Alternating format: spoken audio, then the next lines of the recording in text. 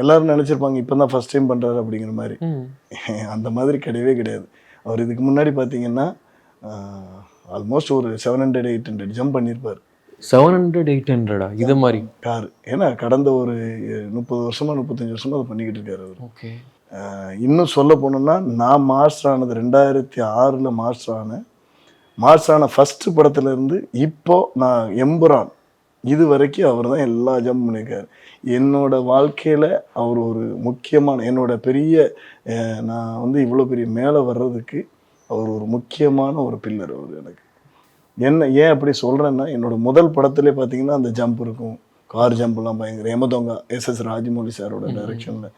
அந்த படத்துலேருந்து இப்போ மாநாடு, மங்காத்தா, வேலாயுதம், ஜில்லா எல்லா படத்துலையும் அவரோட ஜம்ப் இருக்கும். நீங்கள் என்ன சொன்னாலும் அந்த அந்த படத்தில் ஒரு இப்போ நீங்கள் எடுத்து ஒரு கார் ஜம்ப் அப்படின்னு போட்டிங்கன்னா இது வந்து நான் தமிழ் படங்கள் நிறைய சொல்கிறேன் உங்களுக்கு. அதே மாதிரி மலையாள படத்தில் இப்போ அதான் எம்புரான் சொன்னேனே, வினோதய சித்தம். இந்த வினோதய சித்தம்ன்ற படத்துக்கான காரணமே அந்த ஆக்சிடென்ட் தான். ஸோ இந்த மாதிரி நிறைய பண்ணியிருக்காரு அவர்.